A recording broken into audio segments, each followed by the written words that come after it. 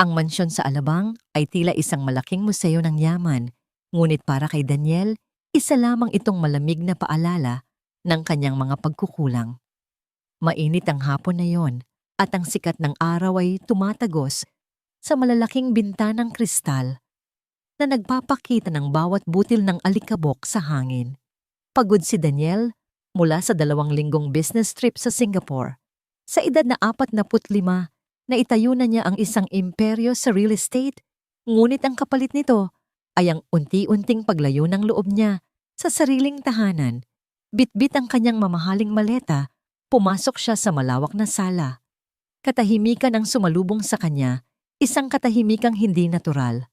Ngunit nang papaakyat na siya sa hagdanang gawa, sa dekalidad na nara isang matinis na boses ang bumasag sa kapayapaan ng bahay. Galing ang boses sa silid ni Leah, ang kanyang 12 taong gulang na anak na isinilang na walang kakayahang makakita. Wala kang silbi. Napakasimple ng iniuutos ko sa'yo, hindi mo pa magawa ng maayos. Ang boses na yon ay kay Michelle, ang kanyang pangalawang asawa, sa loob ng 3 taon. Tumigil sa paghakbang si Daniel. Ramdam niya ang mabilis na pagtibok ng kanyang puso. Sinundan ito ng tunog ng isang bagay na nabasag, isang malakas na paglagapak ng seramika sa sahig na sinundan ng pigil na paghikbi. Maawa na po kayo, Madam Michelle. Hindi po sinasadya ng bata. Nagulat lamang siya kaya nabitawan ang baso. Isang mahinahon ngunit matatag na boses ang sumagot. Isang boses na hindi pamilyar kay Daniel. Dahan-dahang lumapit si Daniel sa bahagyang nakabukas na pinto ng silid ni Leah. Sumilip siya sa maliit na puwang at doon ay nakita niya ang isang eksenang nagpakulo sa kanyang dugo. Nakatayo si Michelle sa gitna ng silid, ang kanyang mukha ay pulang-pula sa galit habang itinuturo ang daliri sa isang babaeng nakasuot ng asul na uniforme ng kasambahay. Ang babaeng iyon na nakapusod ang buhok at may maamong mukha ay nakaharang sa pagitan ni Michelle at ni Leah. Si Leah naman ay nakaupo sa gilid ng kama, mahigpit na yakap-yakap ang isang lumang oso na gawa sa pelus habang nanginginig ang buong katawan. "Huwag mo akong pangaralan, Joy, katulong ka lang dito," sigaw ni Michelle habang ang kanyang kamay ay tila sasampal na sa kasambahay. Ang batang ito ay kailangang matutong kumilos. 12 taon na siya, pero parang sanggol pa rin kung umasta. Pabigat sa buhay? Madam, ang bata ay nangangailangan ng pasensya at pagmamahal, hindi ng sigaw at pananakit, sagot ni Joy. Hindi siya kumikibo sa pwesto niya, tila isang matibay na pader na nagpoprotekta sa maliit na batang nasa likuran niya. Ang pangalan ko ay Joy, at nang pumasok ako sa bahay na ito, nangako ako sa sarili ko na aalagaan ko ang lahat ng narito, lalo na ang mga walang kalaban-laban. Nanlilisik ang mga mata ni Michelle. Matapang ka talaga. Simula ngayong araw wala ka na sa serbisyo. Mag-impake ka na at lumaya sa mansyong ito bago pa kita ipakaladkad sa mga gwardiya. Nagsimulang humagulgol si Leah. "Huwag po, Joy. Huwag kang aalis." Agad na lumuhod si Joy sa harap ng bata. Kinuha ang maliliit na kamay ni Leah at hinaplos ito ng buong lambing. "Huwag kang matakot, maliit na anghel. Narito lang ako. Hindi kita iiwan." Hindi na nakapagpigil si Daniel. Itinulak niya ang pinto ng malakas. Ang tunog ng pagtama ng pinto sa dingding ay nagpalingon sa 2 babae. Anong nangyayari rito? Malamig at mabigat ang boses ni Daniel. Gulat na gulat si Michelle. Agad niyang binawi ang kanyang galit na anyo at pinalitan ito ng isang pilit na ngiti.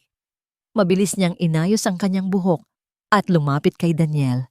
"Daniel, salamat at dumating ka na." Ang bastos na katulong na ito ay nakikialam sa kung paano ko dinidisiplina si Leah. Sinisira niya ang awtoridad ko bilang ina sa bahay na ito. Sumbong ni Michelle na tila ba siya ang biktima. Tumayo si Joy. Ang kanyang mga mata ay nanatiling kalmado, ngunit puno ng determinasyon. Tiningnan niya si Daniel ng diretso. "Ginoong Daniel, humihingi po ako ng paumanhin kung naging mapangahas ako. Ngunit hindi ko po kayang makita na sinasaktan ang damdamin ni Leah. Ang bata po ay natatakot. Ibinaling ni Daniel ang tingin sa kanyang anak. Nakita niya ang mga tuyong luha sa pisngi ni Leah at ang takot sa mga mata nitong walang nakikita. Pagkatapos tumingin siya kay Joy. Noon lamang niya napagtanto na ang babaeng ito ay 6 na buwan na palang nagtatrabaho sa kanila, ngunit hindi man lang niya alam ang buong pangalan nito. Joy, tama ba? Tanong ni Daniel sa mahinang tono. Opo, Ginoo. Joy Flores po ang sagot ng babae. Papa, tawag ni Leah sa maliit na boses. Si Joy po ang nagbabasa sa akin ng kwento gabi-gabi. Siya po ang nagtuturo sa akin kung paano kumain ng mag-isa nang hindi ako nasasaktan. Siya lang po ang nakikinig sa akin. Ang mga salitang yon ay tila mga punyal na tumusok sa puso ni Daniel. Kailan ba huling beses na binilhan niya ng libro si Leah? Kailan ba siya huling tumabi rito para makinig sa mga kwento nito? Sa loob ng 2 linggong, wala siya ang estrangherong ito, ang naging sandigan ng kanyang anak habang ang sarili niyang asawa ay naging sanhi ng takot nito. Humarap si Daniel kay Michelle. Michelle, kailangan nating mag-usap sa baba. Ngayon din. Pero Daniel, ang babaeng yan. Sabi ko sa baba tayo mag-uusap. Ang boses ni Daniel ay gumaralgal sa awtoridad. Tumingin siya kay Joy. Joy, pakiusap, manatili ka muna kay Leah. Siguraduhin mong magiging maayos ang pakiramdam niya. Habang palabas ng silid, narinig ni Daniel ang marahang bulong ni Joy kay Leah. Gusto mo bang ikwento ko sa iyo ang tungkol sa mga makukulay na ibon na nakita ko sa hardin kaninang umaga? Sabi nila, ang mga ibon daw ay kumakanta para sa mga batang kasing tapang mo. Ang masayang sagot ni Leah ang huling narinig ni Daniel bago niya isara ang pinto. Sa bawat hakbang niya pababa, nang hagdan isang mabigat na tanong ang bumabalot sa kanyang isipan. Sino ba talaga si Joy Flores? At bakit tila mas kilala niya ang puso ng kanyang anak kaysa sa kanya at sa kanyang asawa? Pagdating sa sala, hindi na nakapaghintay si Michelle. Daniel, kailangang umalis ng babaeng yan. Masyado siyang nagiging malapit kay Leah. Hindi iyan maganda para sa bata. Magiging dependent si Leah sa isang katulong lamang. Isipin mo ang reputasyon natin. Reputation? Napatawa ng mapait si Daniel. Michelle, ang reputasyon ba ang inaalala mo habang pinagsisigawan mo ang isang batang hindi ka man lang makita? Nakita mo ba ang mukha ni Leah? Takot na takot siya sa'yo. Dinidisiplina ko lang siya. Gusto ko siyang maging independent. Ang disiplina ay hindi itinatanim sa pamamagitan ng takot, Michelle. Ipinapakita ito sa pamamagitan ng gabay, mariing sagot ni Daniel. Mula ngayon, magtatrabaho ako rito sa bahay. Gusto kong makita kung ano talaga ang nangyayari kapag wala ako. Ano, iiwan mo ang mga malalaking proyekto mo para lang sa isang katulong at sa batang yan? Halos mabulunan si Michelle sa gulat. Tiningnan siya ni Daniel nang may halong pagkadismaya. Hindi ko ito ginagawa para sa katulong. Ginagawa ko ito para sa anak ko. At siguro, para na rin sa sarili ko. Naiwang tulala si Michelle sa gitna ng sala habang si Daniel ay pumasok sa kanyang opisina at isinara ang pinto. Ngunit sa likod ng pintong iyon, hindi trabaho ang inasikaso niya. Nanatili siyang nakatayo, nakatingin sa labas ng bintana kung saan tanaw ang hardin. Naalala niya ang kanyang unang asawa, si Maria. Namatay si Maria noong 2 taong gulang pa lamang si Leah. Ang huling habilin nito ay alagaan at mahalin ang kanilang anak. Sa loob ng 10 taon, akala ni Daniel ay sapat na ang pagbibigay ng marangyang buhay, mamahaling gamit at isang magandang mansyon. Ngunit sa hapong ito, napagtanto niya na ang lahat ng yaman niya ay walang silbi kumpara sa simpleng paghaplos ng kamay na ibinigay ng isang kasambahay sa kanyang anak. Gabi na nang maisipan ni Daniel na muling umakyat. Dumaan siya sa tapat ng silid ni Leah at nakitang bahagyang nakabukas ang pinto. Ang liwanag mula sa loob ay malamlam. Naririnig niya ang marahang tinig ni Joy na nagbabasa mula sa isang braille book na kinuha nito mula sa sariling gamit. At tandaan mo, Leah, wika ni Joy, ang tunay na kagandahan ay hindi nakikita ng mga mata. Ito ay nararamdaman ng puso. At ang puso mo, maliit na dalaga, ay ang pinakamagandang bagay sa mundong ito. Napahawak si Daniel sa hamba ng pinto. Ramdam niya ang init na namumuo sa kanyang mga mata. Sa simpleng silid na yon, sa gitna ng dilim na kinagisnan ng kanyang anak, nakahanap si Leah ng isang tanglaw. Isang tanglaw na hindi nanggaling sa kanya, kundi sa isang babaeng itinuturing lamang na tagapaglinis ng bahay. Doon ay nakabuo ng isang pasya si Daniel. Hindi lamang niya aalamin kung sino si Joy Flores. Gagawin niya ang lahat upang mahanap muli ang daan pabalik sa puso ng kanyang anak kahit na mga hulugan ito ng pagguho ng huwad na kapayapaan sa loob ng kanyang mansyon. Habang naglalakad siya patungo sa kanyang sariling silid, naramdaman ni Daniel ang simoy ng hangin mula sa bukas na bintana. Tila may dalang babala ang hangin na ang bawat lihim ay mabubunyag at ang bawat pagkakamali ay may katumbas na kabayaran. Ngunit sa gitna ng pangambang iyon, may isang maliit na pag-asa siyang naramdaman. Ang pag-asang marahil hindi pa huli ang lahat. Para maging isang tunay na ama, isinara ni Daniel ang kanyang mga mata at sa unang pagkakataon, sa loob ng maraming taon, nanalangin siya. Hindi para sa pera, hindi para sa tagumpay, kundi para sa lakas na protektahan ang kaisa-isang kayamanang naiwan sa kanya ni Maria, ang kanyang anak na si Leah. At sa kabilang panig ng mansyon, sa maliit na kwarto ng mga katulong, nakaupo si Joy Flores habang tinitingnan ng isang lumang litrato. Ang kanyang mga kamay ay nanginginig at ang kanyang mga mata ay puno ng lungkot na tila may malalim na pinagmulan. Malapit na, bulong ni Joy sa sarili. Kaunti na lang at magiging maayos din ang lahat. Ang unang kabanata ay natapos sa isang misteryong bumabalot sa katauhan ni Joy habang ang tensyon sa pagitan ni Daniel at Michelle ay nagsisimula pa lamang mag-alab. Isang bagong simula ang naghihintay, ngunit puno ito ng mga tinik na kailangang harapin. Maaga pa lamang ay gising na si Daniel. Sa halip na magsuot ng kanyang nakagawiang mamahaling Amerikana para sa opisina, pinili niyang manatili sa bahay na nakapreskong kamiseta lamang. Isang hindi inaasahang desisyon na nagdulot ng pagkagulat sa buong sambahayan, lalo na kay Michelle. Nag-ayos si Daniel ng kanyang gamit sa silid-aklatan na may malaking bintanang nakaharap sa hardin. Mula rito, malinaw niyang nakikita ang bawat kilos sa labas. Ito ang kanyang layunin, ang maging isang tahimik na tagamasid sa sarili niyang buhay. Bandang 8:00 ng umaga, nakita niya si Joy na inaalalayan si Leah palabas, patungo sa veranda. Hindi lamang basta pag-akay ang ginagawa ni Joy. Bawat hakbang nila ay tila isang aralin. Huminto ka muna, Leah. Marahan ang boses ni Joy, narinig, hanggang sa silid ni Daniel dahil sa nakabukas na bintana. Huminga ka ng malalim. Ano ang amoy na nararamdaman mo? Tumigil ang bata, itinaas ang kanyang munting ilong at huminga ng malalim. Isang matamis na ngiti ang sumilay sa mga labi ni Leah. Amoy, sariwa po. Parang dahon na basa ng hamog. Tama, sagot ni Joy. Iyan ang amoy ng albahaka o basil. Heto, hawakan mo ang dahon. Ramdam mo ba ang pagkapino nito? Magkaiba ang tekstura nito sa dahon ng rosas na may kaunting gaspang. Pinapanood ni Daniel ang kanyang anak. Nakita niya ang kislap ng interes sa mukha ni Leah, isang kislap na matagal nang nawala simula nang mamatay ang kanyang ina. Napahawak si Daniel sa kanyang dibdib.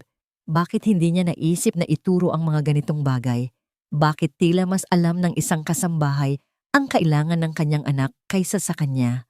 Ang katahimikan ng kanilang pag-aaral ay binuwag ng pagdating ni Michelle. Kagagaling lamang nito sa isang mabilis na pag-alis at halatang mainit ang ulo nang malamang hindi pumasok sa trabaho si Daniel.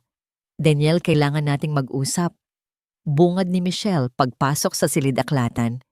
Hindi ko maintindihan kung bakit kailangang mag-stay at home ka. May mga meeting ka, di ba nakakagulo ka sa routine ng bahay? Ang routine ba na tinutukoy mo ay ang pagsigaw kay Leah? Malamig ang tugon ni Daniel habang hindi inaalis ang tingin sa mga dokumento. Namutla si Michelle ngunit agad siyang nakabawi. Lahat ng ginagawa ko ay para sa disiplina ng bata.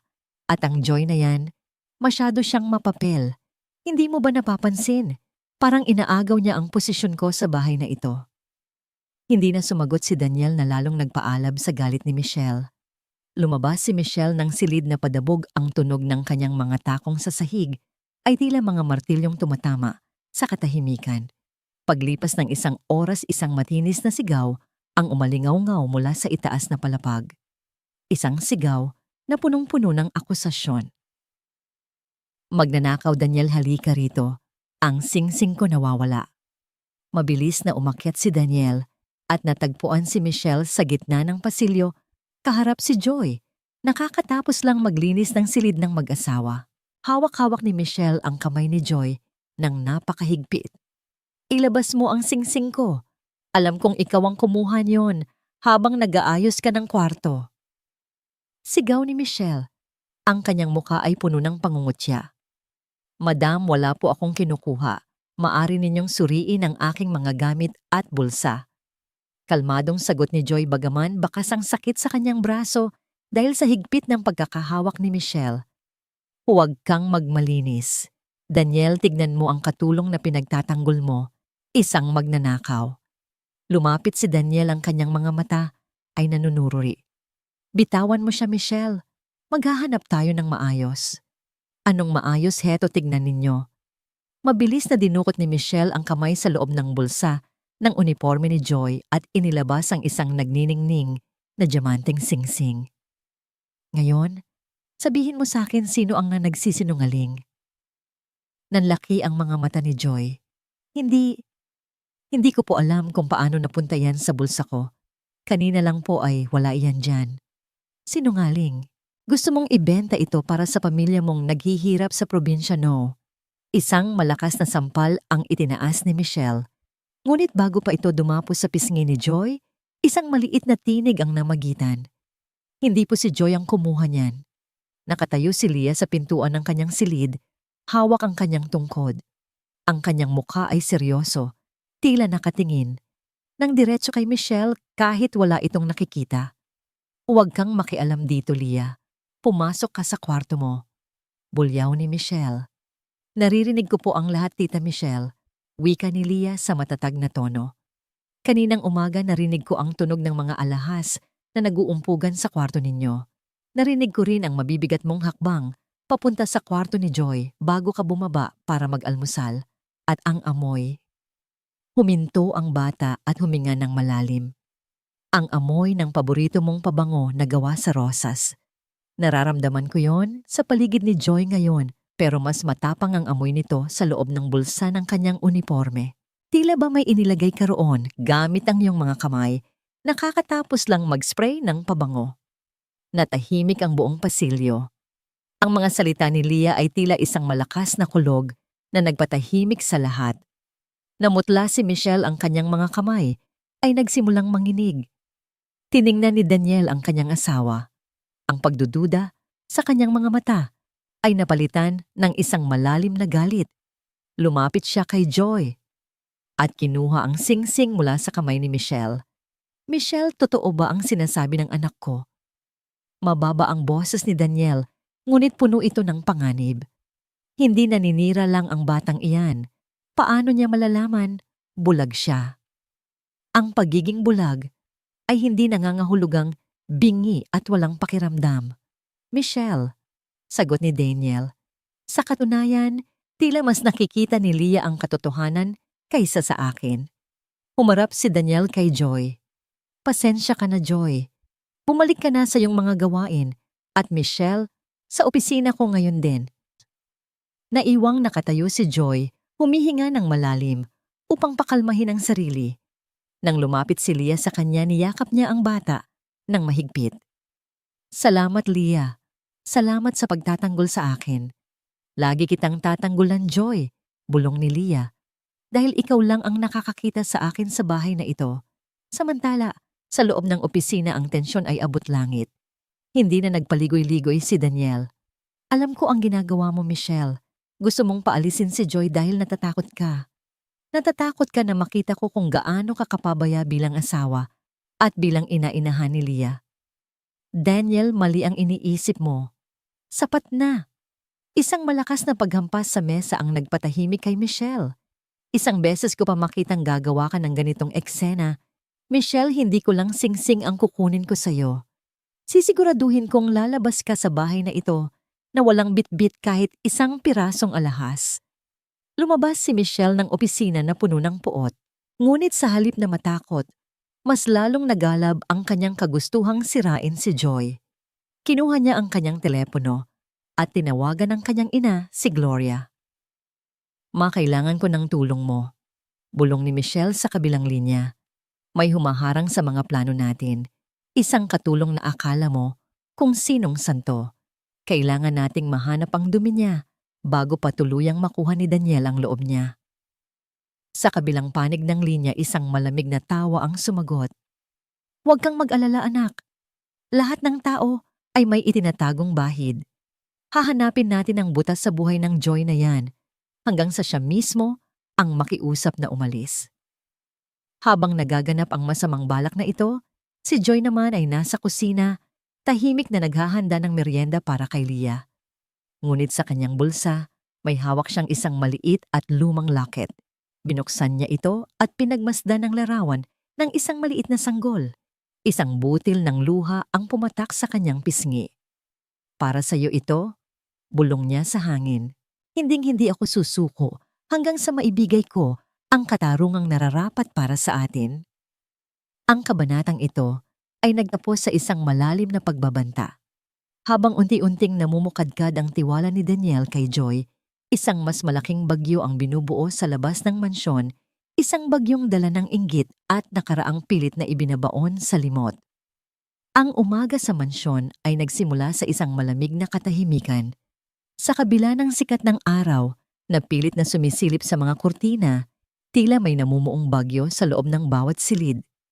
Pagkatapos ng insidente ng singsing, mas naging maingat si Michelle, ngunit ang kanyang galit ay hindi humupa. Ito ay nag-ibayo at naging isang tahimik na pagpaplano. Habang nasa kanyang silid-aralan si Leah, kasama ang isang tutor, ginamit ni Michelle ang pagkakataong iyon upang maghalughog sa mga lumang gamit sa itaas na palapag.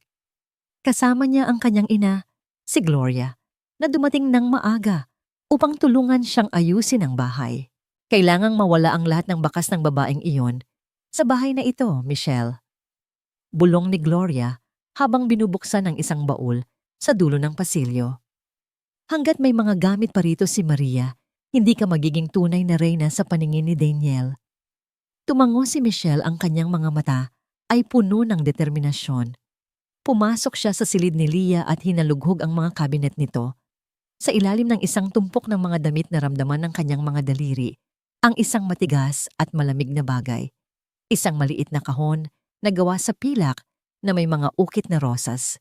Isang music box. Ito ang huling regalo ni Maria kay Leah bago ito bawian ng buhay. Ito, sabi ni Michelle na may halong pandidiri. Ito ang lagi niyang pinapatugtog kapag malungkot siya. Sinasabi ni Joy na naririnig daw ni Leah ang boses ng nanay niya rito. Napakawalang kwenta. Eksaktong paglabas ni Michelle ng silid dala ang music box ay ang pagdaan ni Joy na may dalang mga bagong labang kurtina. Agad na napansin ni Joy ang hawak ng kanyang amo. Madam Michelle, paumanhin po, ngunit ang kahon na yan ay mahalaga kay Leah. Mahinahon ngunit may pag-aalalang wika ni Joy. Tumingin si Michelle kay Joy nang may pangungutya. Nililinis ko ang kalat sa bahay na ito, Joy, at ang lumang basurang ito ay hindi na kailangan. Masyado na itong maingay at nakakasira sa pandinig. Hindi po yan basura, madam. Iyan po ang tanging alaala ni Leah sa kanyang ina. Kapag nawala iyan, tila nawalan din siya ng bahagi ng kanyang puso. Pakiusap ni Joy. Huwag mo akong pangaralan. Sigaw ni Michelle. Katulong ka lang. Wala kang karapatang sabihin sa akin kung ano ang mahalaga sa pamilyang ito. Mabilis na naglakad si Michelle pababa ng hagdan, dire-diretso patungo sa malaking basurahan sa labas ng mansyon. Sinubukan siyang sundan ni Joy, ngunit hinarangan siya ni Gloria. Manatili ka rito, Joy. Huwag mong pakialaman ang desisyon ng aking anak kung ayaw mong mawalan ng trabaho ng tuluyan. Banta ni Gloria bago sumunod kay Michelle. Ilang minuto ang lumipas, nagsimulang magbago ang panahon. Ang kaninang maliwanag na langit ay binalot ng makapal at maiitim na ulap. Isang malakas na kulog ang gumitla sa buong kapaligiran at kasunod nito ang pagbuhos ng napakalakas na ulan. Ang tunog ng mga patak sa bubungan ay tila mga hibik ng langit. Nasa loob ng opisina si Daniel nang mapansin niya ang biglang pagdilim. Tumayo siya upang isara ang bintana nang mahagip ng kanyang paningin ang isang figura sa gitna ng hardin sa ilalim ng hagupit ng ulan at hangin. Si Joy iyon. Wala siyang payong at basang-basa na ang kanyang uniforme. Nakaluhod siya sa tabi ng malaking basurahan, hinalughog ang mga supot ng basura habang ang tubig ay umaagos sa kanyang mukha. Anong ginagawa ng babaeng iyan? Bulong ni Daniel sa sarili. Agad siyang kumuha ng isang malaking payong at lumabas. Nang makalapit siya, nakita niya ang panginginig ni Joy. Ang kanyang mga kamay ay puno ng putik at dumi mula sa basura, ngunit patuloy pa rin siya sa paghahanap. Joy, ano bang ginagawa mo rito sa gitna ng bagyo? Sigaw ni Daniel upang marinig sa gitna ng ingay ng ulan. Napatingin sa kanya si Joy. Ang kanyang mga mata ay puno ng luha na humahalo sa patak ng ulan. Ginoong Daniel. Ang music box po ni Leah, itinapon po ni Madam Michelle. Hindi ko po pwedeng hayaang mawala iyon. Kailangan itong mahanap ni Leah.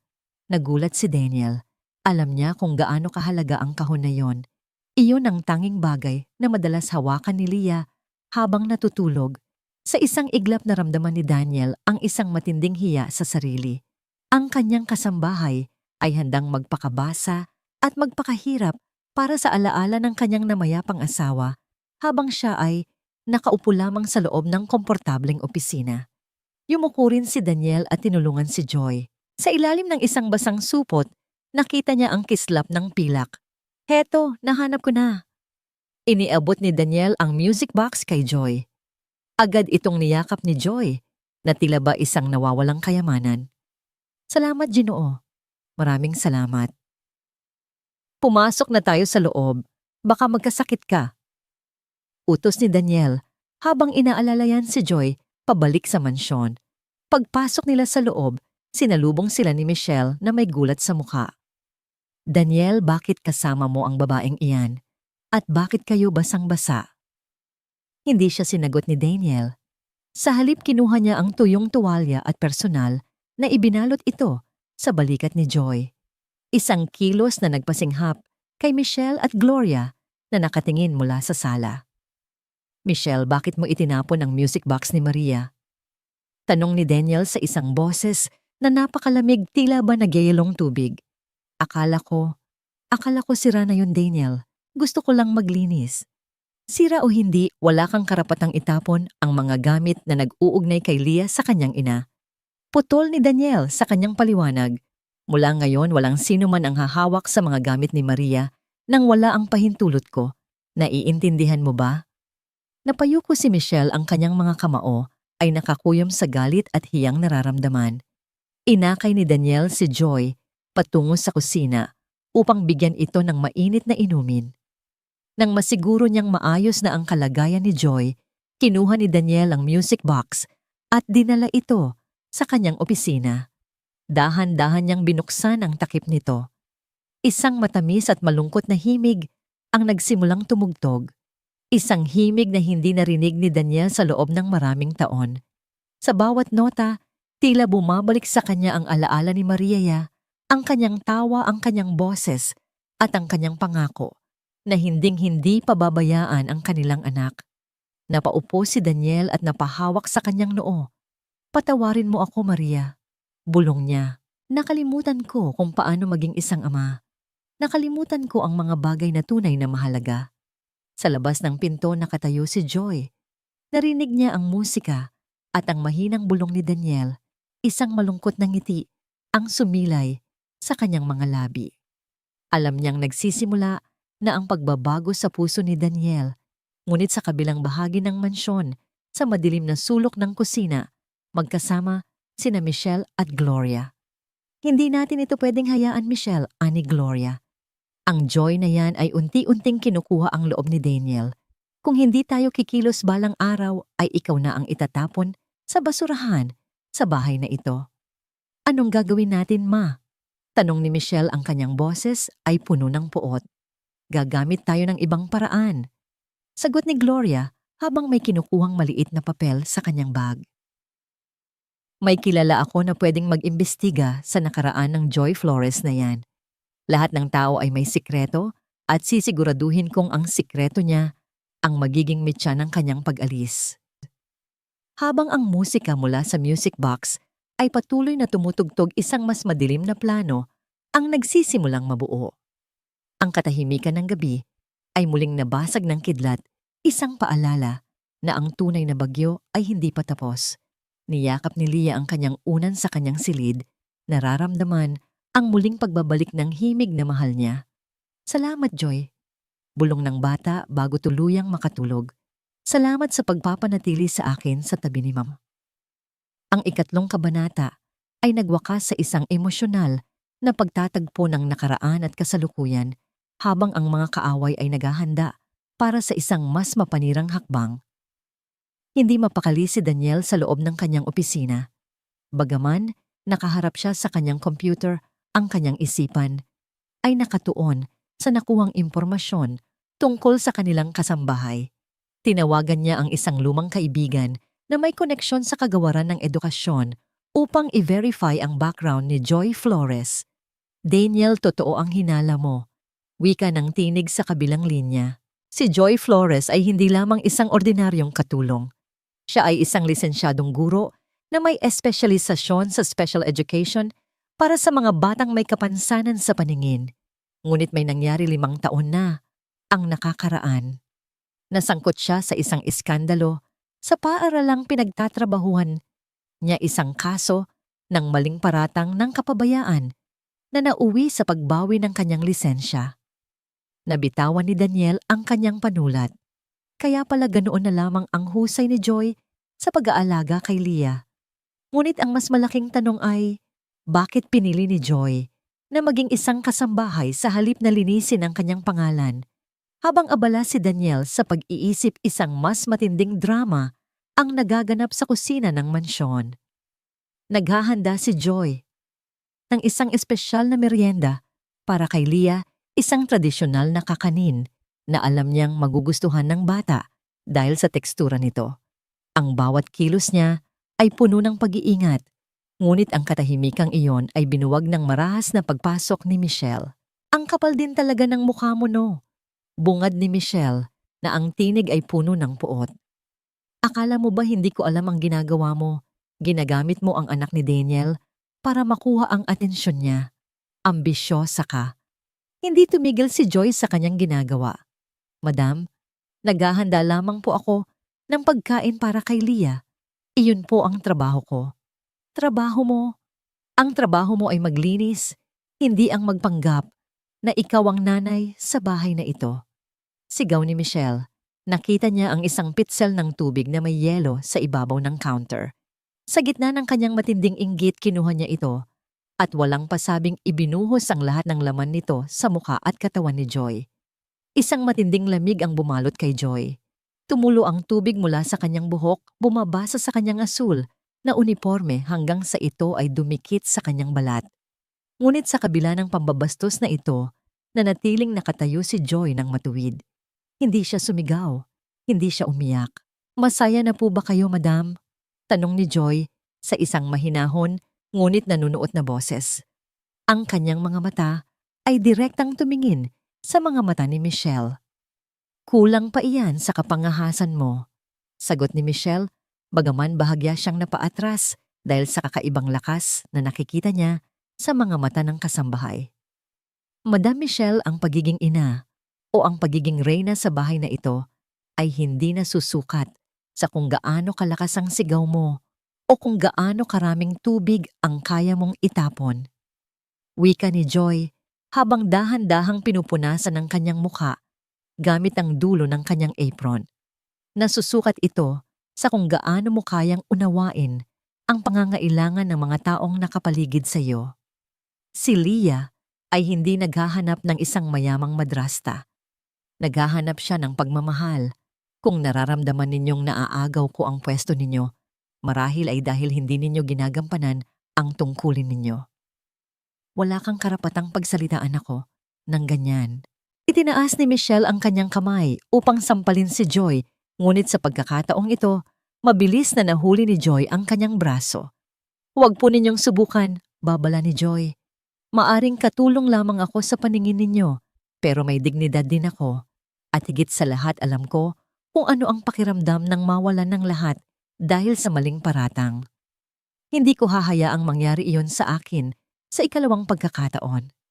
Eksaktong pagbitaw ni Joy sa braso ni Michelle ay ang pagpasok ni Daniel sa kusina. Tumigil ang mundo sa paligid nila nang makita ni Daniel ang basang-basang uniforme ni Joy at ang nagkalat na yelo sa sahig. Michelle, anong kalokohan ito? Sigaw ni Daniel. Daniel siya ang nagsimula. Binabastos niya ako rito sa kusina. Pagsisinungaling ni Michelle habang pilit na nagpapakita ng takot. Tiningnan ni Daniel si Joy. Nakita niya ang panginginig ng mga balikat nito dahil sa lamig, ngunit nakita rin niya ang paninindigan sa mukha nito. Nilapitan ni Daniel ang lalagyan ng mga tuwalya, kumuha ng isa at dahan-dahang ipinatong ito sa likod ni Joy. Pumunta ka na sa kwarto mo at magpalit, Joy, utos ni Daniel. Ako na ang bahala rito. Nang makaalis si Joy, humarap si Daniel kay Michelle. Sapat na ang nakita ko, Michelle. Hindi mo na kailangang magpaliwanag. Alam ko ang katotohanan at alam ko rin kung bakit ka takot na takot kay Joy. Daniel, ano bang pinagsasabi mo? Dahil siya ang salamin ng lahat ng kulang sa'yo, diretsang sabi ni Daniel. Sinuri ko ang background niya. Alam mo bang siya ay isang lisensyadong guro para sa mga batang bulag? Alam niya ang ginagawa niya habang ikaw ay abala sa pag-iisip kung paano siya mapapaalis. Namutla si Michelle. Hindi niya akalain na aabot si Daniel sa punto ng pag-iimbestiga. Kung sa tingin mo ay matatakot ako sa kanya dahil lang sa dati siyang guro, nagkakamali ka. Sigaw ni Michelle bago lumabas ng kusina. Naiwang mag-isa si Daniel sa kusina. Pinulot niya ang pitzel na itinapon ni Michelle. Sa kanyang isipan nabubuo ang isang mas malalim na respeto para kay Joy. Ngunit kasabay nito, may isang bahagi ng kanyang pagkatao ang nag-aalala. Kung si Joy ay isang biktima ng maling paratang noon, ano ang tunay na dahilan ng kanyang pananatili sa kanilang mansyon?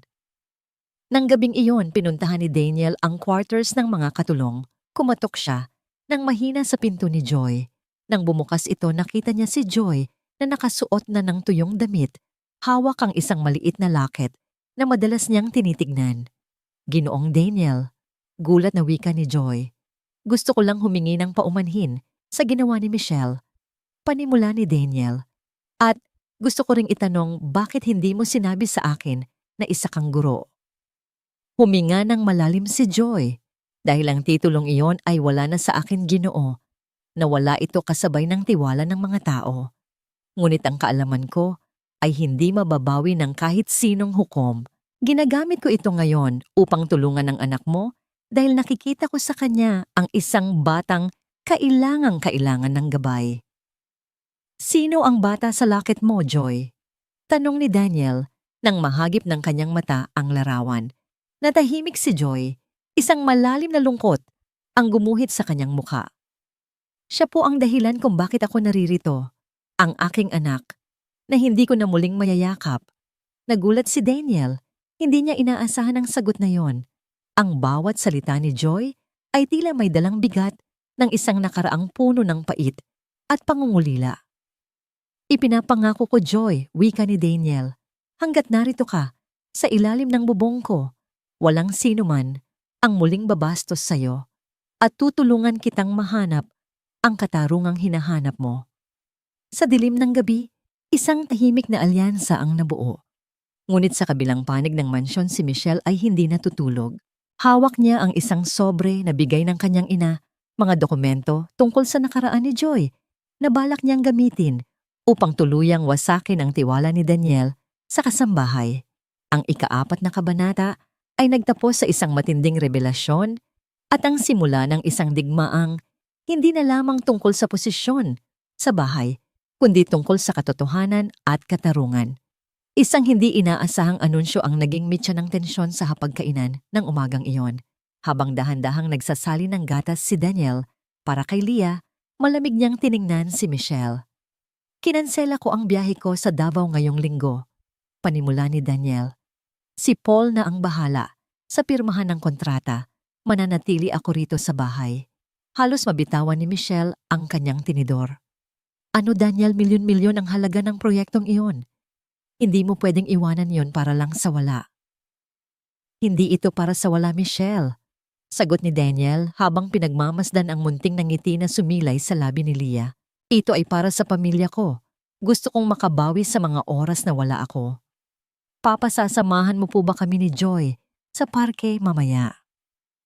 Masayang tanong ni Leah, ang kanyang mga kamay ay tila naghahanap sa hangin hanggang sa mahawakan niya ang kamay ng kanyang ama. Oo anak, sasama ako.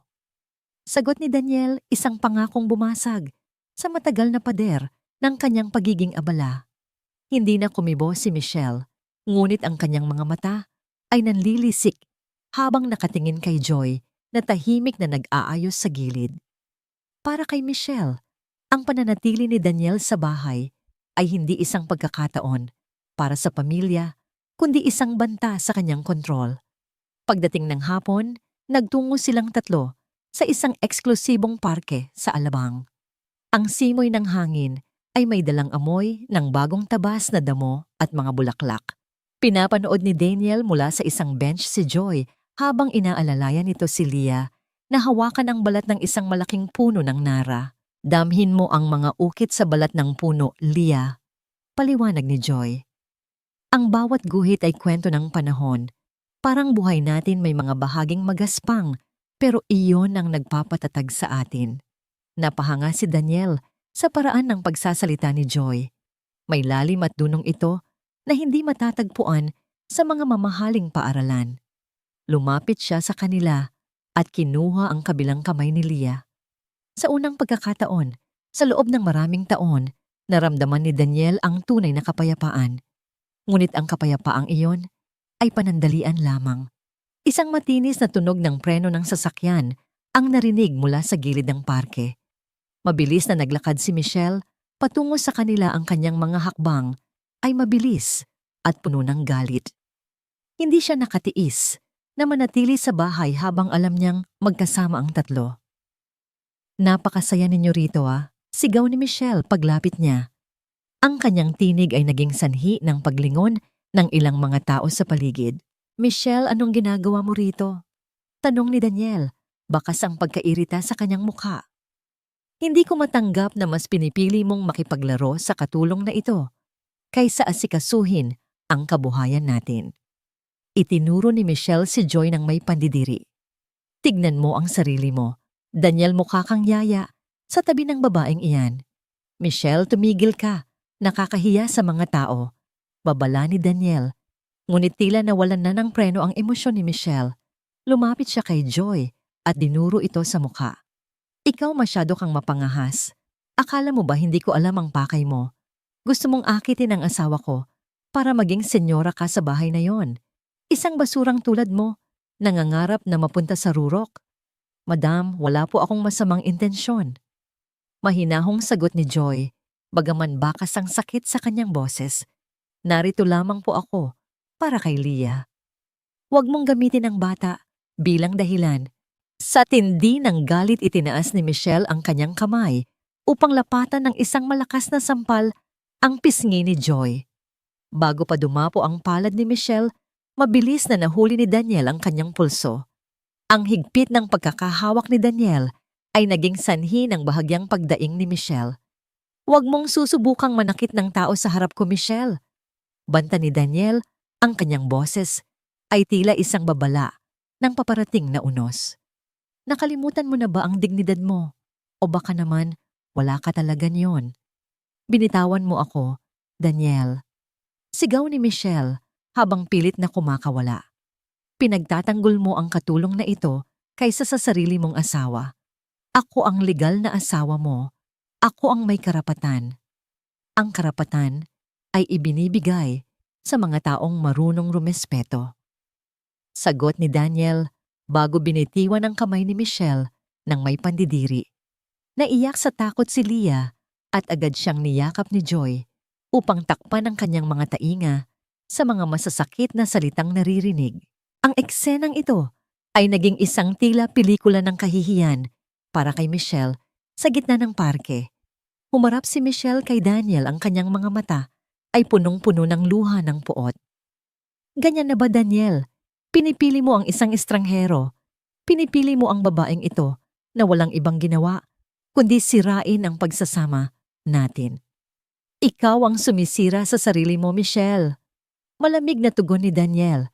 Huminga ng malalim si Michelle, tila binubuo ang kanyang huling baraha. Sige, kung yan ang gusto mo, bibigyan kita ng pagpipilian, Daniel, at seryoso ako rito. Tumingin si Michelle ng diretso sa mga mata ni Daniel bago muling ibinaling ang tingin kay Joy na may matinding pagkamuhi. Piliin mo ngayon din. Kung mananatili ang babaeng yan sa bahay natin, ako ang aalis. Isang bubong, isang desisyon. Alin ang itatapon mo, Daniel? Ang asawa mo o ang katulong na ito? Nabalot ng isang nakabibinging katahimikan ng paligid. Kahit ang ihip ng hangin ay tila huminto sa pakikinig. Tumingin si Daniel kay Leah na nakakapit pa rin kay Joy.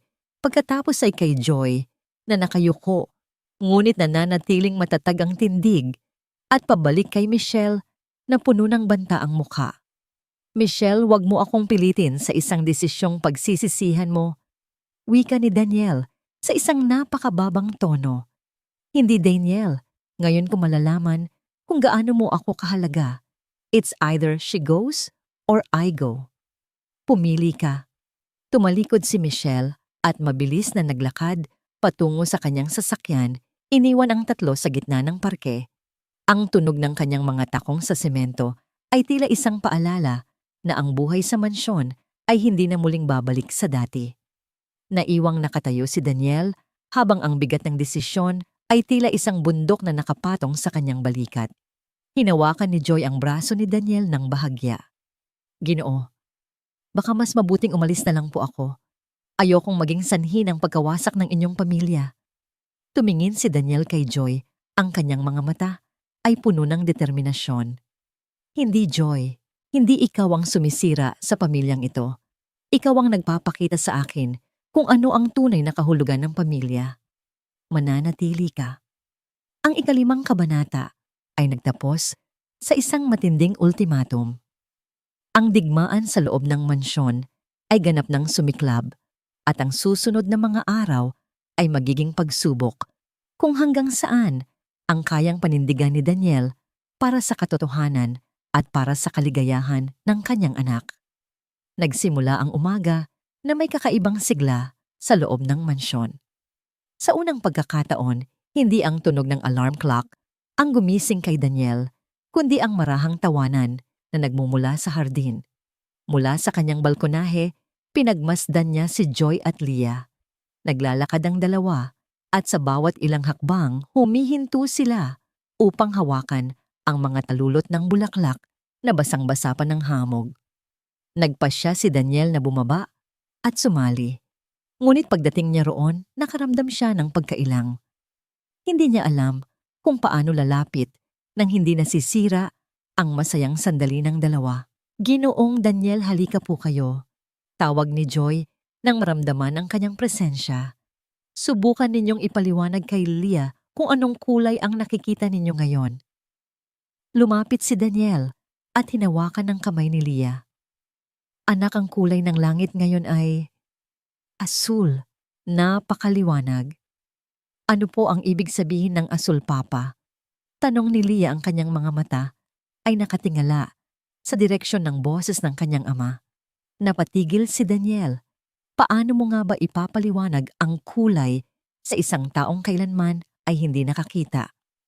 Tumingin siya kay Joy para sa tulong. Ngumiti si Joy at kinuha ang isang baso ng malamig na tubig. Ipinahawak niya ito kay Leah. Leah, ang asul ay parang lamig ng tubig na ito sa iyong palad. Ito ay malawak, tahimik at nagbibigay ng kapayapaan. Parang simoy ng hangin na humahaplos sa iyong mukha kapag nasa tabi tayo ng dagat. Nararamdaman ko na po, Papa. Masayang wika ni Leah. Ang asul ay ang katahimikan ninyo ni Joy. Namangha si Daniel. Sa loob ng ilang minuto, tinuruan siya ni Joy na makita ang mundo sa paraang hindi niya kailanman naisip. Ang buong umaga ay naging isang simponya ng mga pandama-amoy, ng basang lupa tekstura, ng mga dahon at ang matamis na lasa ng prutas na sabay-sabay nilang kinain sa beranda. Ngunit ang harmonyang ito ay biglang nabasag nang pumasok ang isang itim na sasakyan sa tarangkahan ng mansyon. Lumabas mula rito ang isang matandang babae na nakasuot ng napakagarbong itim na terno, may mga perlas sa leeg, at ang muka ay tila nakapinta ang permanenteng pagsuway. Siya si Gloria, ang ina ni Michelle. Ang amoy ng kanyang matapang na pabango ay agad na humalo sa sariwang hangin ng hardin, isang amoy na tila nananakal. Ang bawat hakbang ng kanyang sapatos sa semento ay nagbibigay ng babala. Napakagandang tanawin, bungad ni Gloria ang kanyang boses ay puno ng pait. Ang kagalang-galang na si Daniel Marquez naglalaro sa putikan kasama ang isang hamak na katulong. Tumayo si Daniel, inayos ang kanyang sarili. Nanay Gloria, hindi ko inaasahan ang pagbisita ninyo. Paano akong hindi bibisita? Tumawag sa akin si Michelle na umiiyak. Sinabi niyang ipinagpapalit mo raw ang asawa mo para sa babaeng ito. Itinuro ni Gloria si Joy gamit ang kanyang baston na may ulong pilak. Hindi po totoo yan, Nanay Gloria. May mga problema lang kaming dapat ayusin ni Michelle. Magalang pa ring sagot ni Daniel, bagaman bakas ang inis. Humarap si Gloria kay Joy na nanatiling nakatayo nang matuwid sa tabi ni Leah. At ikaw, akala mo ba ay hindi ko alam ang uri ng mga babaeng tulad mo, mapagkunwari? Ginagamit ang awa upang makapasok sa mga pamilyang mayaman. Isang hamak na katulong na nangarap maging senyora. Nanay Gloria, sapat na po. Pigil ni Daniel. Si Joy ay empleyado ko at malaki ang naitutulong niya kay Leah. Empleyado Daniel, sa edad kong ito, marami na akong nakitang mapanirang puri. Patuloy ng matandang babae.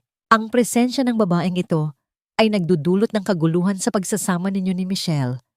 Bilang nakatatanda sa pamilyang ito, iniuutos ko sa iyo, paalisin mo ang babaeng ito ngayon yun din. Hindi po maaari. Matigas na sagot ni Daniel. Anong sabi mo? Nanlaki ang mga mata ni Gloria sa gulat. Susuwayin mo ako para sa isang katulong.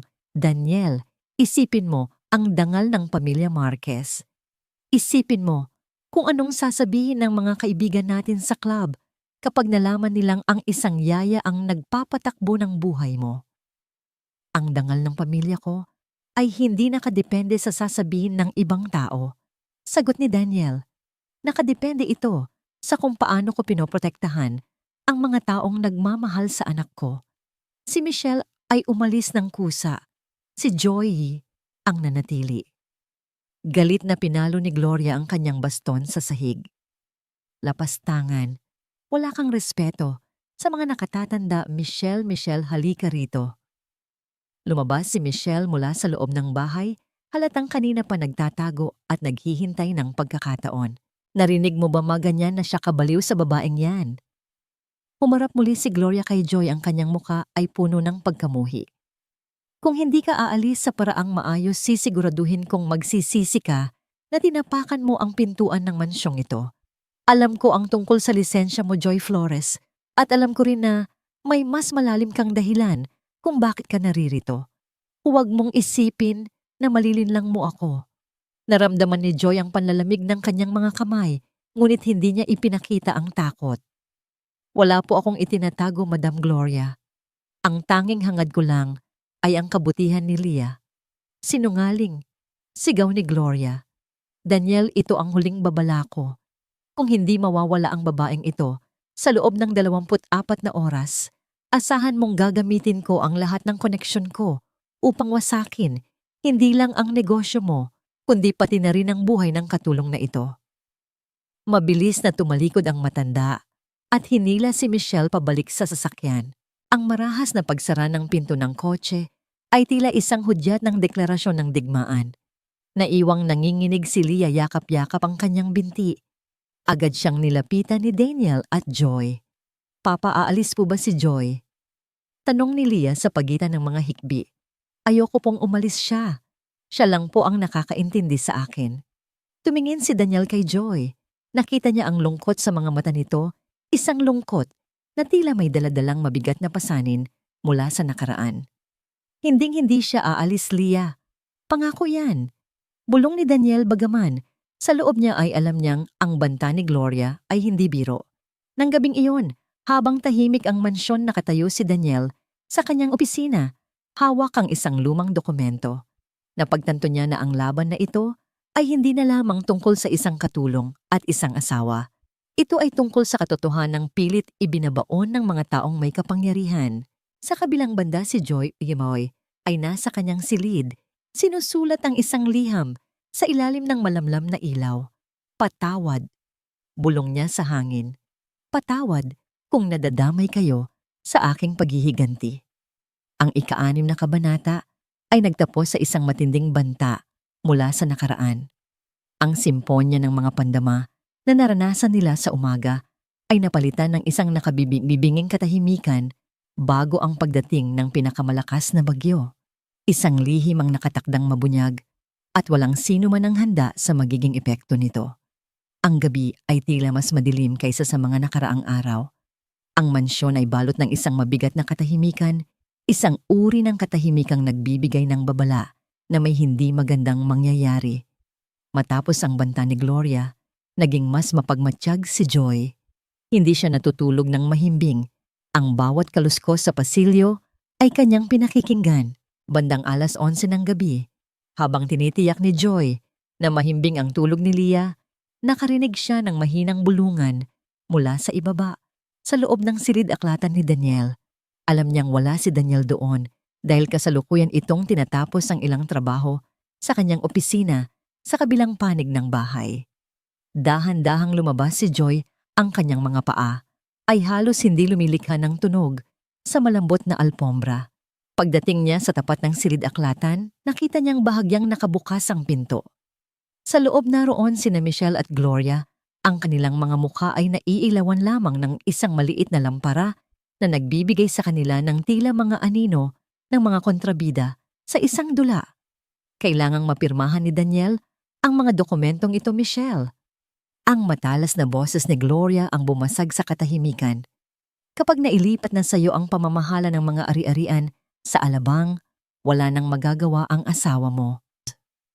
"Pero ma, paano si Leah? Alam mong hindi papayag si Daniel na mawalay ang bata sa kanya."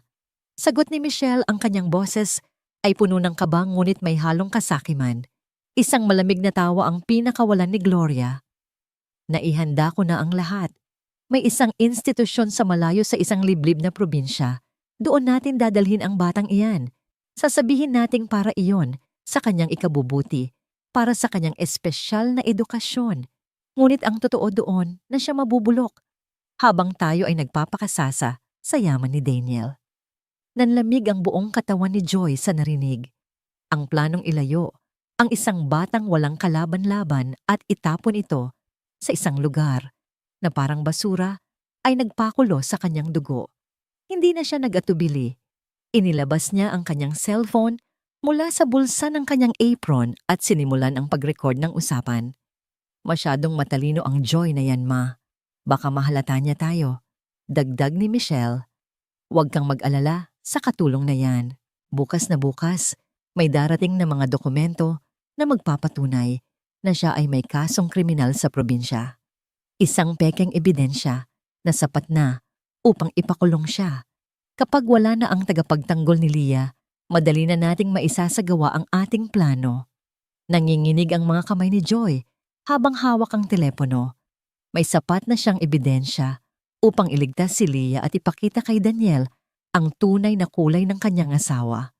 Ngunit sa kanyang pagmamadaling umalis upang hanapin si Daniel, aksidente niyang nasagi ang isang antigong plorera sa labas ng pinto. Ang tunog ng pagtama ng plorera sa dingding, bagaman mahina, ay sapat na upang makuha ang atensyon ng dalawang babae sa loob. "Sino yan?" sigaw ni Michelle.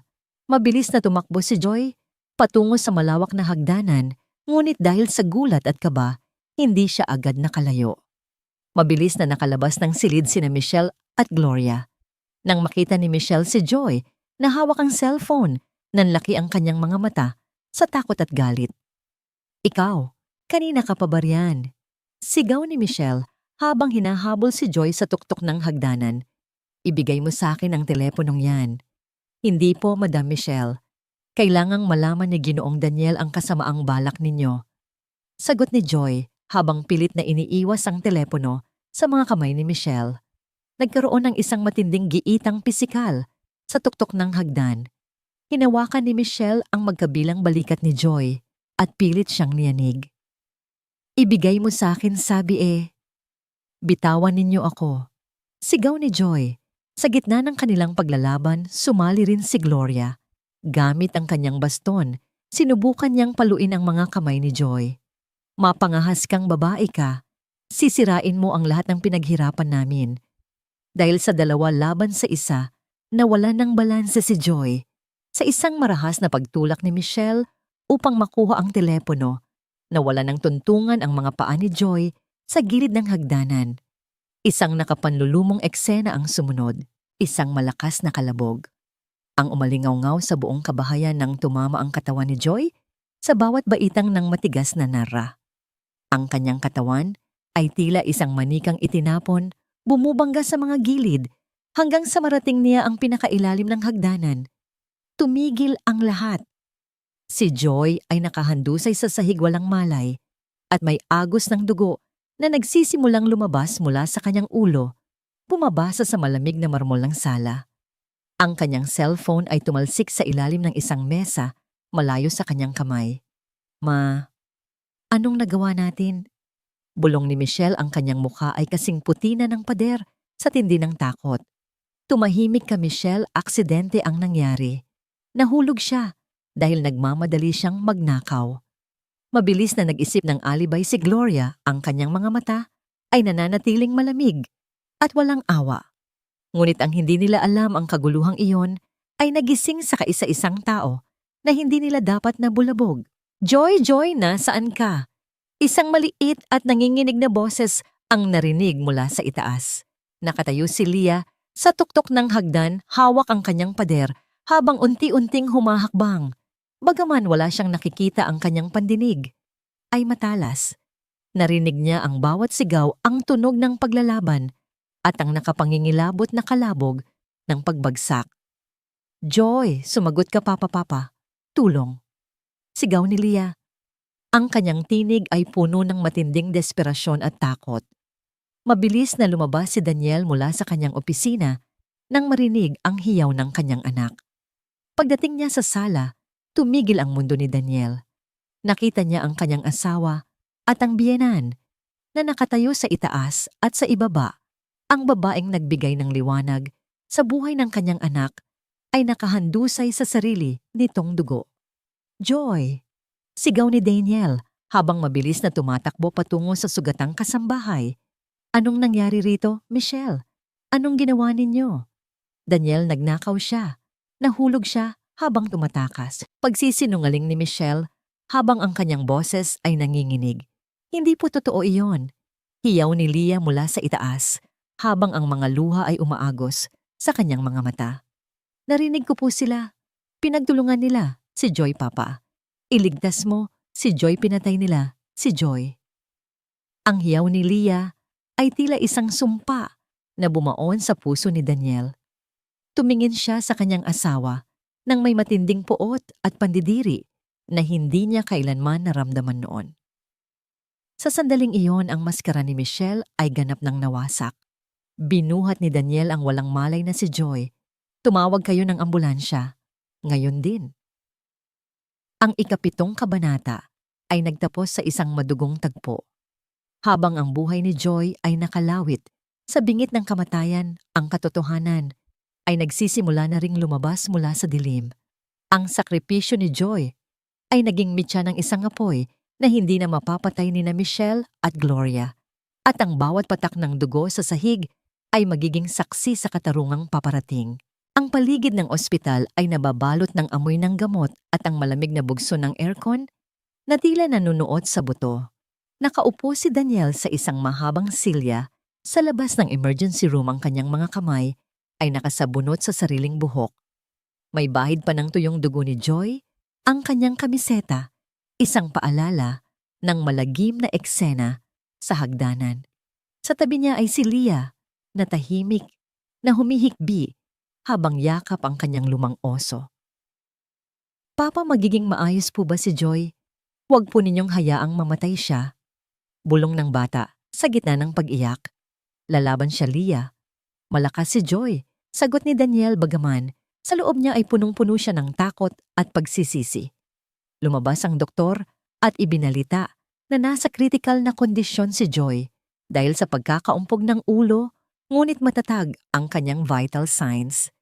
Kailangan siyang bantayan ng maigi sa loob ng susunod na 24 na oras. Matapos matiyak na ligtas ang anak sa pangangalaga ng kanyang pinagkakatiwalaang bodyguard sa ospital, bumalik si Daniel sa mansyon. Ang kanyang puso ay punong-puno ng apoy ng galit. Sa kanyang paglalakad patungo sa sala, nakita niya ang cellphone ni Joy na nakalapag sa ibabaw ng mesa. Mukhang nahanap ito ng Draper at inilagay doon. Binuksan ni Daniel ang telepono. Hindi ito nakalock. Ang huling recorded file ay agad niyang pinatugtog. Habang naririnig ang boses ni na Michelle at Gloria na nagpaplano kung paano itatapon si Leah sa isang institusyon at kung paano nananakawin ang kanyang ari-arian, ang mga kamao ni Daniel ay dahan-dahang kumuyom. Ang bawat salita ng pagtatraidor ay tila lason na humahalo sa kanyang dugo. Umakay siya sa itaas at natagpuan sina Michelle at Gloria sa master bedroom. Nag-aapura silang mag-impake ng mga mamahaling alahas at damit, tila naghahanda na sa mabilis na pagtakas bago pa man magising si Joy. Anong ginagawa ninyo? Ang boses ni Daniel ay mababa, ngunit may dalang panganib na tila isang leon na handang sumunggab. Napatalon sa gulat si Michelle, bit-bit ang isang kahon ng mga diamante. Daniel, akala ko ay mananatili ka sa ospital. Nag-iimpake lang kami ng ilang gamit para sumunod sa'yo. Sumunod o tumakas. Inilabas ni Daniel ang cellphone ni Joy at pinindot ng play. Ang buong silid ay napuno ng sariling boses ni na Michelle at Gloria. Ang mukha ni Michelle ay naging kasing puti ng abo, habang si Gloria naman ay pilit na nagpapakita ng tapang, bagaman nanginginig ang kanyang mga tuhod. Daniel, maipapaliwanag ko ito. Edited ang recording na yan. Sinisiraan lang kami ng katulong na yan. Pagsisinungaling ni Michelle ang kanyang boses ay pumipiyok sa takot. Sapat na. Isang malakas na sigaw ang pinakawalan ni Daniel na nagpadagundong sa buong silid. Huwag na huwag mo nang babanggitin ang pangalan ni Joy gamit ang marumi mong bibig. Mabilis na lumapit si Daniel sa maleta ni Michelle. Hinablot niya ito at marahas na ibinato palabas ng silid.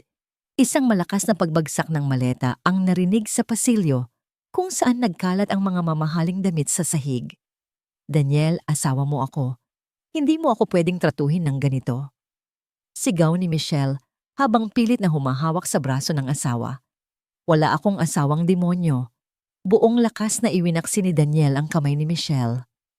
Umalis kayo sa pamamahay ko ngayon din. Hinding-hindi ninyo na muling tatapakan ang pintuan ng bahay na ito. Humarap si Daniel kay Gloria na hanggang ngayon ay nakatayo pa rin ng may kayabangan. At ikaw, matandang mapangapi, ginamit mo ang katayuan mo para wasakin ang buhay ng mga tao.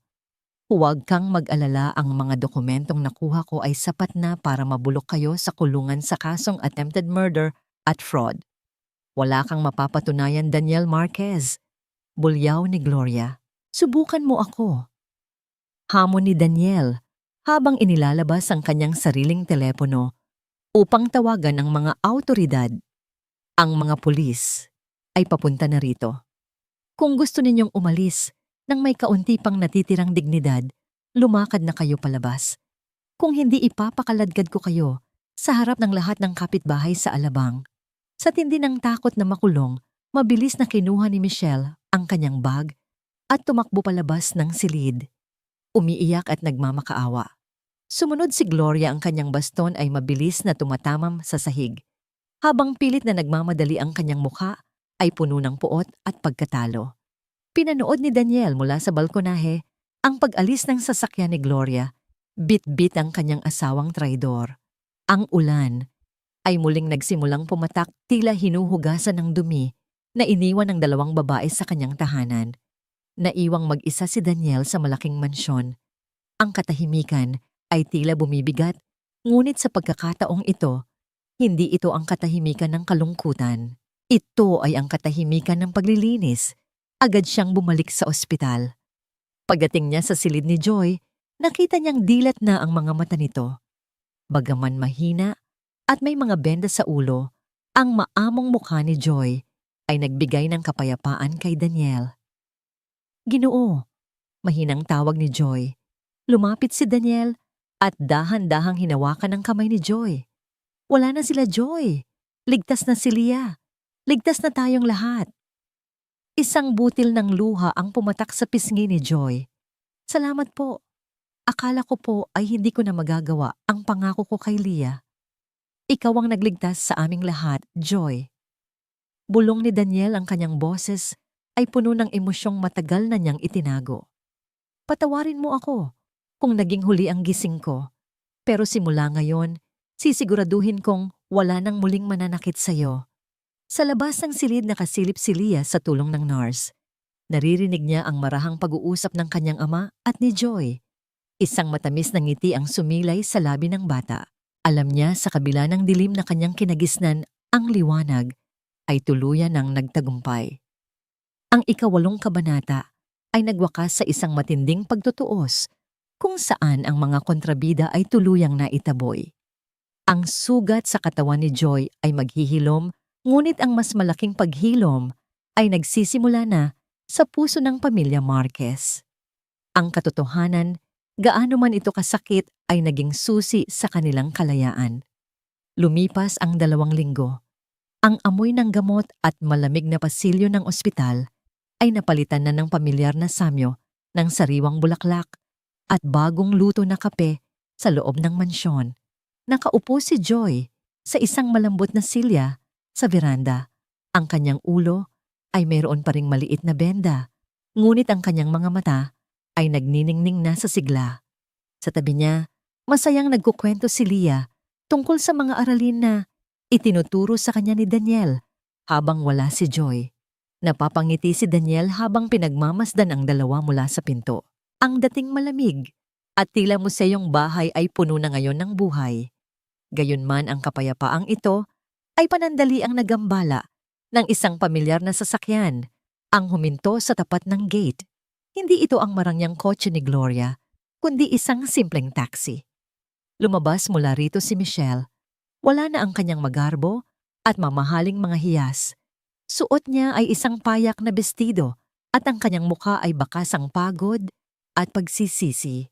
Mabilis na tumayo si Daniel, ang kanyang katawan ay tila naging isang pader na humarang sa pagitan ni Michelle at Nina Joy at Leah. "Anong ginagawa mo rito, Michelle? Malinaw ang sinabi ko sa'yo." "Daniel, pakiusap. Hindi ako naparito para gumawa ng gulo." Ang boses ni Michelle ay mahina malayo sa matinis na sigaw na nakagawian nila. "Naparito ako para humingi ng tawad at para magpaalam." Tumingin si Daniel kay Joy. Tumango ng bahagya si Joy, isang hudyat na handa siyang makinig. Lumapit si Michelle, ngunit nanatili siyang may distansya, tila nahihiyang tapakan ng sahig na minsan niyang dinumihan ng kanyang mga balak. "Leah," tawag ni Michelle sa bata. "Patawarin mo ako. Masyado akong naging bulag sa sarili kong inggit. Akala ko, kapag inalis ko ang lahat ng alaala ng nanay mo, magiging akin ang puso ng papa mo. Pero nagkamali ako. Ang pag-ibig ay hindi nakukuha sa pamamagitan ng pagbura sa iba." Naging tahimik ang paligid. Naririnig lamang ang malambot na pag-aspas ng mga dahon sa hardin. Lumapit si Leah kay Michelle, ginagabayan ng kanyang tungkod. Hinawakan ng bata ang kamay ni Michelle.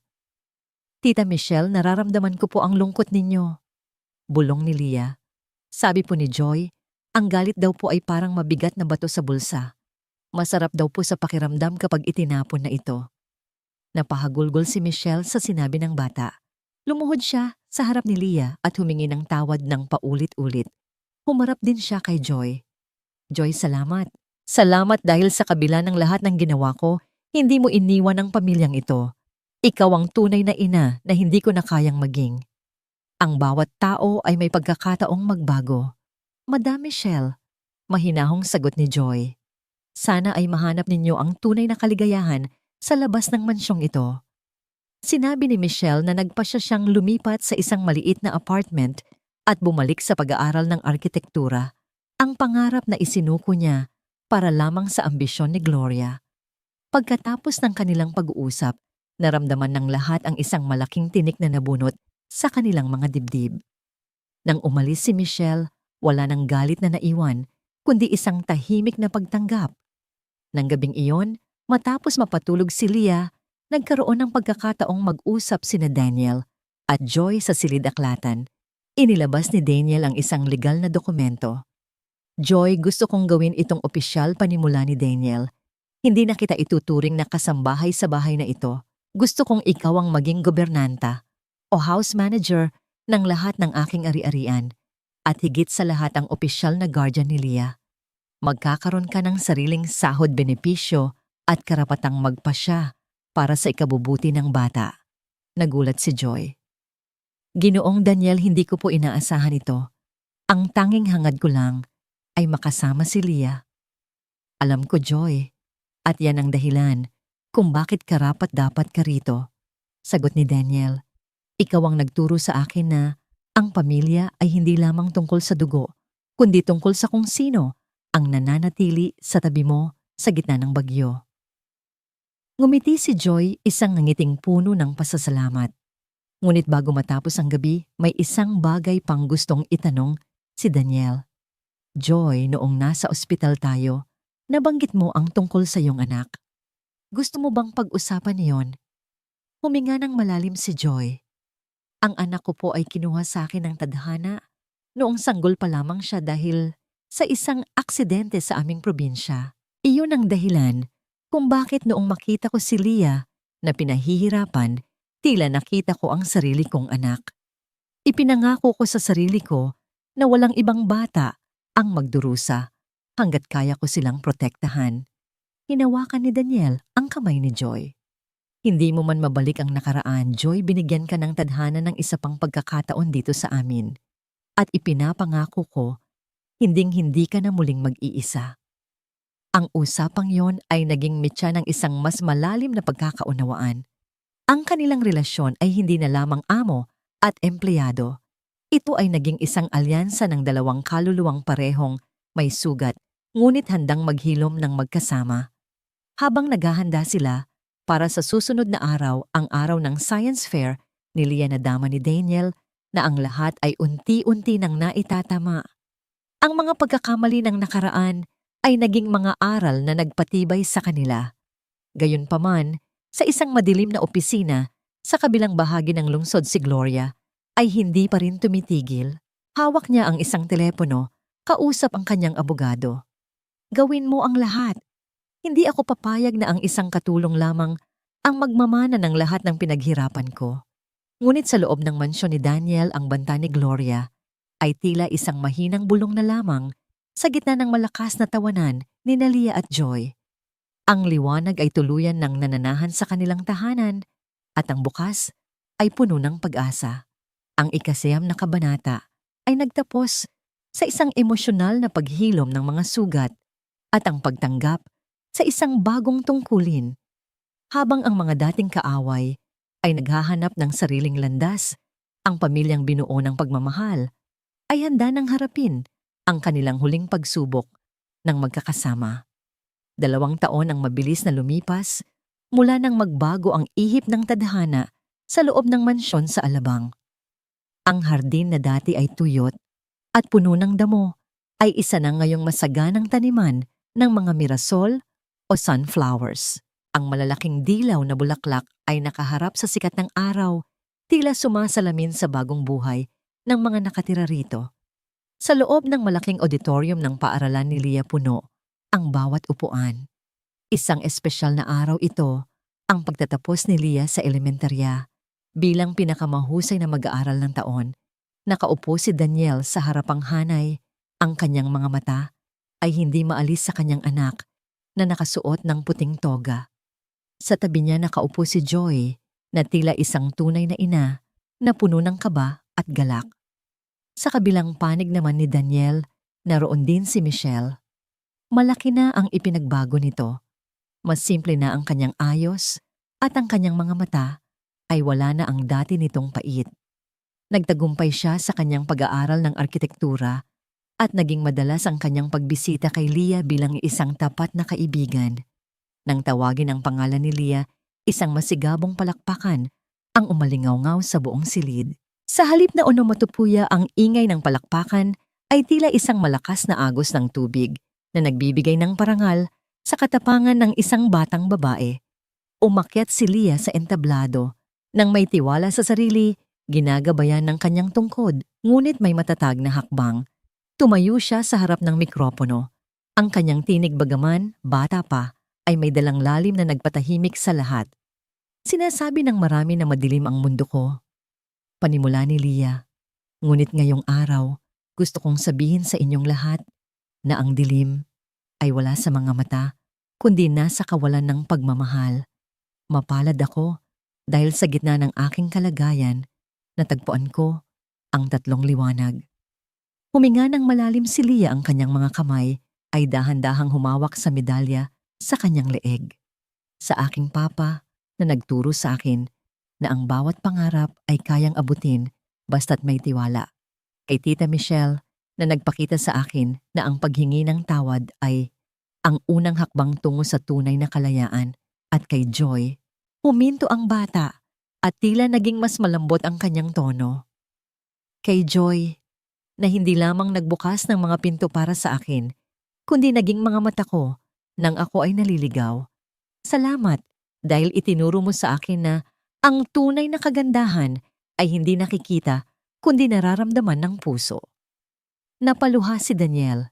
Hinawakan niya ang kamay ni Joy sa ilalim ng mesa, isang mahigpit na pagkakahawak na nagsasabing hindi na sila muling magkakawalay. Si Joy naman ay tahimik na nagpapahid ng luha ng kagalakan. Ang dating kasambahay na itinuring na basura ay siya palang naging pundasyon ng kanilang tahanan. Pagkatapos ng seremonya, nagkaroon ng isang simpleng pagdiriwang sa mansyon. Naghanda si Joy ng mga paboritong pagkain ni Leah. Habang nagkakatuwaan ang lahat, lumapit si Michelle kay Joy sa hardin. Joy, gusto ko lang magpasalamat muli, wika ni Michelle. Dahil sa'yo nahanap ko ang sarili ko. Kung hindi mo ako hinamon noon, baka hanggang ngayon ay nakakulong pa rin ako sa galit ng nanay ko. Lahat tayo ay may sariling laban, Michelle, sagot ni Joy. Ang mahalaga ay pinili nating maging mas mabuting tao. Nang lumubog ang araw, na iwang mag-isa sina Daniel at Joy sa veranda habang si Leah ay abalang nagpapatugtog ng kanyang bagong keyboard sa loob. Ang himig ng musika ay humahalo sa banayad na ihip ng hangin. Minsan iniisip ko, panimula ni Daniel habang nakatanaw sa mga mirasol. Paano kung hindi kita nahanap sa silid ni Leah noong hapon na yon? Paano kung naniwala ako sa mga maling akala? Ang tadhana ay may sariling paraan ng paggising sa atin, Daniel, sagot ni Joy. Minsan kailangan muna nating madapa para matutong tumingin sa itaas. Humarap si Daniel kay Joy. Joy, alam kong marami na tayong pinagdaanan, pero gusto kong malaman mo na hindi ka lang basta house manager o guardian para sa akin. Ikaw ang katuwang ko sa buhay. Sa loob ng 2 taon na patunayan mo na ang pag-ibig ay hindi pinipilit, ito ay iniaalay. Isang tahimik na sandali ang namagitan sa kanila, punong-puno ng emosyon na hindi na nangangailangan ng maraming salita. Ang katahimikan ay tila isang mainit na yakap na bumabalot sa kanila. Handa ka na bang harapin ang susunod na kabanata ng buhay natin? Tanong ni Daniel nang may malambot na ngiti. Tumango si Joy, ang kanyang mga mata ay puno ng pag-asa. Basta't magkakasama tayo, Daniel, wala na akong mahihiling pa. Ang kwento ni na Daniel, Joy at Leah ay hindi nagtapos sa isang magarbo at perpektong kasalan, kundi sa isang matatag at totoong ugnayan na binuo mula sa mga guho ng nakaraan. Ang mansyon na dati ay simbolo ng lamig at yaman ay isa na ngayong tunay na tahanan, isang lugar kung saan ang bawat sulok ay puno ng pagmamahal at kung saan ang mga bulag ay siyang mas nakakakita ng tunay na halaga ng buhay.